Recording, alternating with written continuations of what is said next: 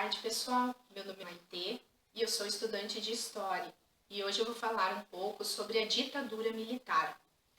O regime militar foi o período da política brasileira em que militares conduziram o país.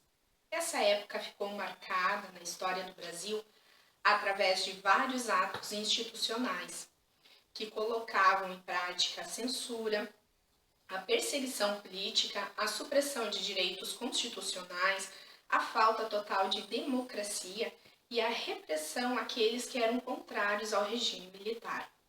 A ditadura militar no Brasil teve o seu início com o golpe militar no dia 31 de março de 1964, resultando no afastamento do presidente da República, João Goulart, e tomando o poder o Marechal Castelo Branco. Esse golpe de Estado instituiu no país uma ditadura militar que durou até a eleição de Tancredo Neves em 1985. Os militares, na época, justificaram o golpe sob a alegação de que havia uma ameaça comunista no país. Imediatamente após a tomada do poder pelos militares, foi estabelecido o Ato Institucional número 1, que dava ao governo militar o poder de modificar a Constituição, anular mandatos legislativos, interromper direitos políticos por 10 anos e demitir, colocar em indisponibilidade ou aposentar compulsoriamente qualquer pessoa que fosse contra a segurança do país, o regime democrático e a probidade da administração pública, além de determinar eleições indiretas para a presidência da República. Durante o regime militar, ocorreu um fortalecimento do poder central, sobretudo do poder executivo. Se atribuiu a função de legislar. O alto comando das Forças Armadas passou a controlar a sucessão presidencial, indicando um candidato militar. A liberdade de expressão e de organização era quase inexistente. Partidos políticos, sindicatos, entidades estudantis e outras organizações representativas da sociedade foram suprimidas ou sofreram intervenções do governo. Os meios de comunicação e as manifestações artísticas foram reprimidos pela censura. A década de 60 iniciou também um período de grandes transformações na economia do Brasil, de modernização da indústria e dos serviços, de concentração de renda, de abertura ao capital estrangeiro e do endividamento externo. Castelo Branco, que era general militar, foi eleito pelo Congresso Nacional como presidente da República após o golpe. Em seu pronunciamento, declarou defender a democracia, porém, ao começar o seu governo, assume uma posição autoritária. Estabeleceu eleições indiretas para presidente, além de dissolver vários partidos políticos. Vários parlamentares federais e estaduais tiveram seus mandatos cassados. Cidadãos tiveram seus direitos políticos e constitucionais cancelados e os sindicatos receberam intervenção do governo militar. Em seu governo, foi instituído o bipartidarismo. Só estavam autorizados o funcionamento de 2 partidos, o Movimento Democrático Brasileiro, que era o MDB, ele era de oposição, mas sofria um certo controle. E do outro lado, a Aliança Renovadora Nacional, a ARENA, que representava os militares. O governo militar impõe em janeiro de 67 uma nova Constituição para o país. Aprovada nesse mesmo ano, a nova Constituição confirma e institucionaliza o regime militar e as suas formas de atuação.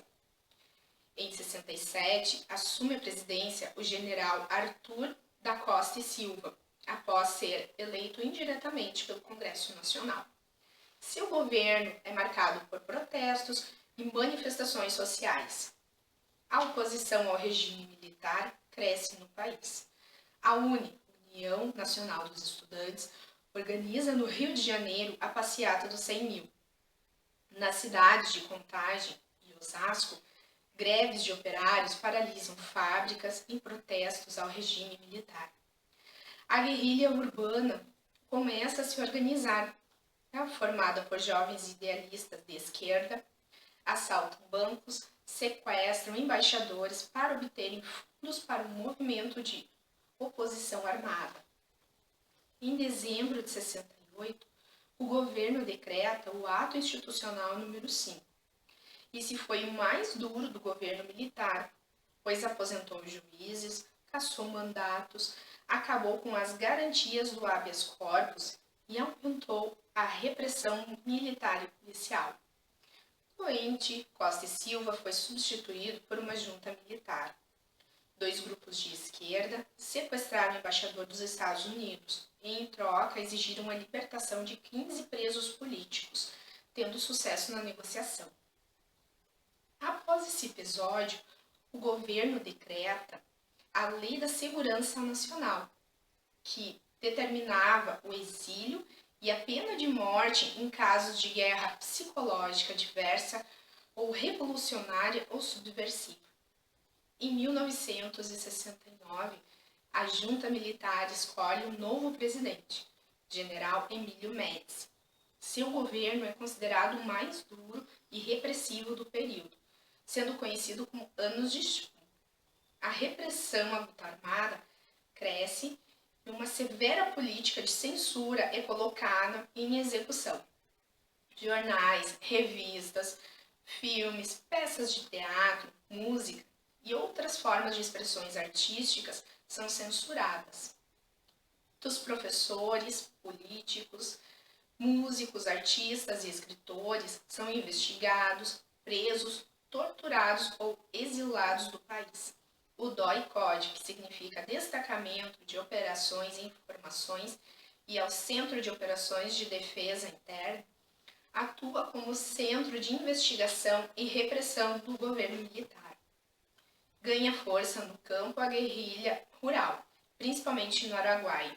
A guerrilha do Araguaia é fortemente reprimida pelas forças militares. Na área econômica, o país crescia rapidamente. Esse período, que vai de 69 a 73, ficou conhecido como a época do milagre econômico. O PIB brasileiro crescia a uma taxa de quase 12% ao ano, enquanto a inflação beirava os 18%. Com investimentos internos e empréstimos do exterior, o país avançou e construiu uma base de infraestrutura. Todos esses investimentos geraram milhões de empregos pelo país. Algumas obras consideradas faraônicas foram executadas, como a rodovia transamazônica e a ponte Rio-Niterói. Porém, todo esse crescimento teve um custo altíssimo e a conta deveria ser paga no futuro.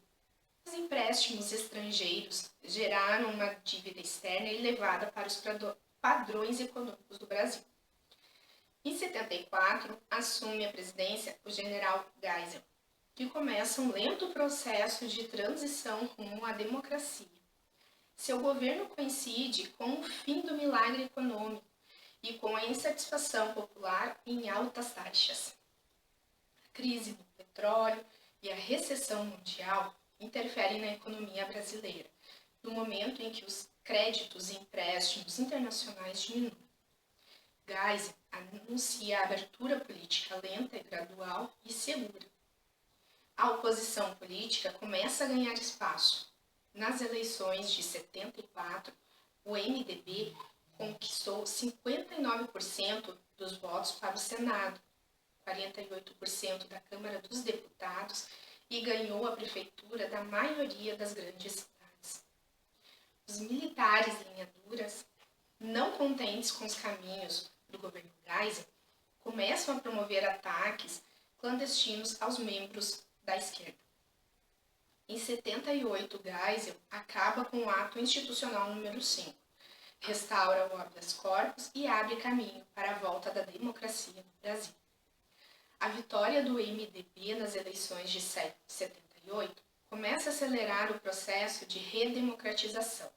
O general João Batista Figueiredo decreta a Lei da Anistia, concedendo o direito de retorno ao Brasil para os políticos, artistas e demais brasileiros exilados e condenados por crimes políticos. Os militares de linha continuam a repressão clandestina. Cartas-bomba são colocadas em órgãos da imprensa e da OAB. No dia 30 de abril de 81, uma bomba explode durante um show no Centro de Convenções do Rio Centro. O atentado fora promovido por militares de linha dura. Em 79, o governo aprova a lei que restabelece o pluripartidarismo no país. Os partidos voltam a funcionar dentro da normalidade. A Arena muda o nome e passa a ser PDS, enquanto o MDB passa a ser PMDB. Os outros partidos são criados como PDT e PT. Nos últimos anos do governo militar, o Brasil apresenta vários problemas. A inflação é alta e a recessão também. Enquanto isso, a oposição ganha terreno com o surgimento de novos partidos e o fortalecimento dos sindicatos. Em 84, políticos de oposição, artistas, jogadores de futebol e milhões de brasileiros participam do movimento das diretas já. O movimento era favorável à aprovação da emenda Dante de Oliveira, que garantiria eleições diretas para presidente naquele ano. Para a decepção do povo, a emenda não foi aprovada pela Câmara dos Deputados. No dia 15 de janeiro de 1985, o Colégio Eleitoral escolheria o deputado Tancredo Neves como novo presidente da República. Era o fim do regime militar. Porém, Tancredo ficou doente antes de assumir o cargo e acaba falecendo. Assume o vice-presidente José Sarney. Em 1988, é aprovada uma nova Constituição para o Brasil. A Constituição de 88 apagou os rastros da ditadura militar e estabeleceu os princípios democráticos para o país.